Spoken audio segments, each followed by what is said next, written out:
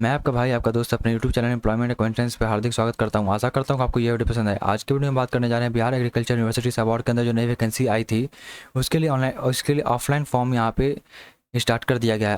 हम आपको बताने वाले हैं कैसे आपको फॉर्म को फिलअप करें ताकि आपका फॉर्म रिजेक्ट ना हो। आपसे अनुरोध है कि वीडियो को पूरा देखें ताकि आपसे कोई गलती ना हो। ऑफलाइन फॉर्म का PDF मैं यहाँ पे डिस्क्रिप्शन बॉक्स में डाल दूँगा, आप वहाँ जाकर डाउनलोड कर सकते हैं और उसको प्रिंट आउट कर सकते हैं। मैं आपको डेमो फॉर्म की तरह आपको यहाँ पे पूरी जानकारी मैं आपको देने वाला हूँ। चलिए चलते हैं वो फॉर्म की तरफ। देखिए जैसा कि आप सबको नजर आ के देखिए हम डेमो के ऊपर आ गए हैं जो मैं यहाँ पे आपको बताने वाला हूँ। देखिए सबसे पहले ऊपर लिखा गया है बिहार कृषि विश्वविद्यालय सबौर भागलपुर 813210। देखिए अनुसूचित 20। देखिए यहाँ पे क्या है कि सबसे पहले आपको क्या है ऑनलाइन किए गए भुगतान की विस्तृत ब्यौरा आपको देना है। मतलब जो आपने ऑनलाइन पेमेंट किया था, जो आपको मैंने आपको अपने पिछली वीडियो में बताया हूँ, मैं उसका भी अपने डिस्क्रिप्शन बॉक्स में डाल दूँगा, आप वहाँ जाके देख सकते हैं कैसे आपको पेमेंट करना है। देखिए यहाँ पे आपको जो पेमेंट करेंगे उसका ट्रांजैक्शन आईडी आपको यहाँ पे डालना है। उसके फिर आपको डेट डालना है, कौन से डेट में आप पेमेंट किए हैं और कितनी राशि आप पेमेंट किए थे। कैटेगरी वाइज आपको राशि किया हुआ है, जैसे SC ST OBC के लिए आपको 200 रुपये देना है और अदर के लिए आपको 800 रुपये देना है। और यहाँ पे आपको फोटो चिपकाना है। देखिए फोटो के ऊपर आपको साइन भी करना है क्योंकि अभी प्रमाणित लिखा गया है। अभी प्रमाणित का मतलब कि सिग्नेचर के साथ आपको करना है यहाँ पे। देखिए उसके बाद आपको क्या है कि आवेदित पद का नाम, आप कौन से पद के लिए यहाँ पे अप्लाई कर रहे हैं। जैसे मैं एग्जांपल के लिए यहाँ पे लिखा हुआ हूँ लैब अटेंडेंट, स्टेनोग्राफर, फॉरेस्टर। आप जिस भी किसी एक पद पे आपको यहाँ पे अप्लाई करना है तो आप यहाँ पे करेंगे। अब बात करते हैं कि अगर आप मल्टीपल पोस्ट के लिए अप्लाई कर रहे हैं तो आपको बारी बारी आपको पेमेंट करके आपको फॉर्म को इसी तरह फिलअप करना होगा। तो जैसे आप एग्जाम्पल लेते हैं कि आप लैब अटेंडेंट के लिए फॉर्म फिलअप करते हैं तो आपको उसका वेतन स्तर लिखना होगा लेवल 1, लेवल 2, वो आपको फॉर्म के ऊपर वहाँ पर लिखा होगा। आपको जहाँ पे आपको बाई सीट और फिर एजुकेशन क्वालिफिकेशन लिखा होगा वहाँ पे आपको लिखा होगा। विज्ञापन संख्या देखिए 7/2023 जो है वही लिखना है आपको। अब क्रम संख्या मतलब कि आपको वहाँ पे एजुकेशन क्वालिफिकेशन के बाद में वहाँ पे क्रम में 1 पहला नंबर पे कौन सा पोस्ट लिखा हुआ है, दूसरा में कौन सा पोस्ट लिखा हुआ है, तीसरा में कौन सा पोस्ट लिखा हुआ है। तीसरा में जैसे लेवल अटेंडेंट लिखा हुआ है तो आपको तीसरा में क्रम संख्या 3 लिखना है। चलिए उसके हिसाब से मतलब पोस्ट के हिसाब से आपको यहाँ पे क्रम संख्या लिखना है। चलिए मैं आपको दिखाई देता हूँ यहाँ पे कि वेतन स्तर और क्रम संख्या कहाँ से आपको देखना है। देखिए जैसा कि हम नोटिफिकेशन के ऊपर आ गए हैं, अब मैं आपको बताता हूँ यहाँ पे क्या क्या जानकारी मतलब जो आपको यहाँ देखिए। सबसे पहले आपको देखिए विज्ञापन संख्या, जो ऊपर देखिए विज्ञापन संख्या जो था आपको वहाँ पे लिखना था फॉर्म के ऊपर 7/23, वो यहाँ से हम लिखेंगे। जैसे यहाँ पे देखिए यहाँ पे आपको देखिए लिखना था ना, यहाँ पे देखिए विज्ञापन संख्या 7/23। फिर उसके बाद फिर देखिए आपके यहाँ वेतन स्तर, वेतन स्तर हम कहाँ से देखेंगे। देखिए वेतन स्तर है, देखिए हम यहाँ से देखेंगे। वेतन पद नाम देखिए यहाँ पे है, पद नाम क्रम संख्या यहाँ पे देखना। देखिए आप कौन से पोस्ट पे, जैसे लैब अटेंडेंट के मैं एग्जांपल दे रहा हूँ तो लैब अटेंडेंट के लिए देखिए क्रम संख्या क्या है 3, तो क्रम संख्या देखिए यहाँ पे आपको लिखना है। देखिए यहाँ पे क्रम संख्या जो है आपको यहाँ पे 3 लिखेंगे। उसके बाद फिर आपको पद नाम में आपको लैब अटेंडेंट लिख देना है। उसके बाद वेतन स्तर की हम बात करते हैं तो वेतन स्तर आपको कहाँ से देखना है, तो वेतन स्तर थोड़ा सा नीचे स्क्रॉल करेंगे। देखिए यहाँ पे देखिए वेतन स्तर आपको लिखा होगा। वेतन स्तर आपको देखिए लैब अटेंडेंट का क्या है, वेतन स्तर 1, आपको लेवल 1 लिखना है वहाँ पे। तो यहाँ पे जैसे आप पीछे आएंगे तो यहाँ पे लेवल 1 लिखना है। चलिए उसके बाद मैंने आपको यहाँ पे आपको बेसिक जानकारी मैंने आपको दे दी। अब बात करते हैं कि पूरा नाम, आपको अपना पूरा नाम हिंदी में लिखना है। उसके फिर आपको पूरा नाम आपको इंग्लिश में लिखना है। बड़े ये सभी जो भी आप लिखिएगा आप सब कैपिटल लेटर में लिखना है आप लोग को। आप लोग यहाँ पे कंफ्यूज ना हो, आप लोगों को पूरा कैपिटल लेटर में लिखना है। उसके बाद बात करते हैं कि पिता का नाम लिखना है आपको यहाँ पे। उसका फिर माता जी का नाम लिखना है यहाँ पे।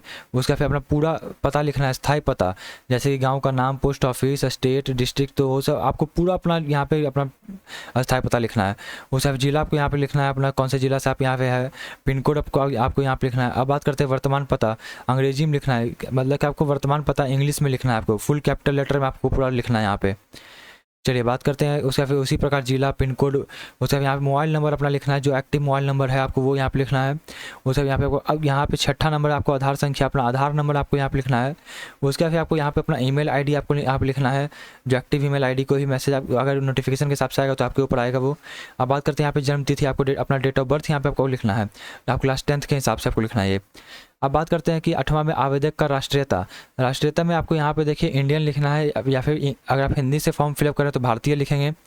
अब लिंग की बात करें तो यहाँ पे मेल, फीमेल, ट्रांसजेंडर जो भी आप हैं वहाँ पे लिखेंगे। मेल में अगर आप हिंदी से कर रहे हैं तो पुरुष लिखेंगे, महिला लिखेंगे। चलिए उसका फिर बात करते हैं 6ठा है, यहाँ पे अपना कास्ट आपको यहाँ पे लिखना है। यहाँ पे तो अनुसूचित जनजाति है तो अनुसूचित जनजाति लिखेंगे। उसका फिर अनुजन जाति लिखेंगे। उसका फिर अपी वर्ग, उसका फिर अनावर्ग मतलब क्या आप अनरिजर्व जनरल कैटेगरी के बच्चों के लिए, यहाँ पे आर्थिक रूप से कमजोर EWS के लिए है। चलिए उसी प्रकार से आपको यहाँ पे अपना यहाँ पे कास्ट लिखना है। उसका फिर अगला है देखिए क्या आप शारीरिक रूप से दिव्यांग हैं? आप दिव्यांग हैं तो यस करेंगे, नहीं तो नहीं लिखेंगे। यस मतलब आप इंग्लिश में फॉर्म फिलअप कर रहे हैं तो यस रखेंगे, नहीं तो हाँ लिखेंगे, नहीं तो ना लिखेंगे। यही है। अगर आप हाँ लिखते हैं तो आपको यहाँ पे लिखना पड़ेगा आप कौन सा मतलब कि दृष्टि दिव्यांगता है या फिर मुख विदावीर है, आपको यहाँ पे लिखना पड़ेगा कौन किसके अंदर आप दिव्यांगता है आपका है।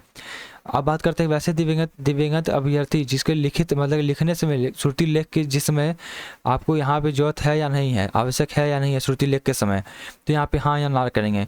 उससे फिर अगला है यदि अभ्यर्थी स्वतंत्रता सेनानी की पोता पोती नाती नातिन हो तो यस करेंगे, नहीं तो नो करेंगे। यदि अभ्यर्थी भूतपूर्व सैनिक है मतलब कि एक्स सर्विसमैन है तो यस करेंगे, नहीं तो नो करेंगे।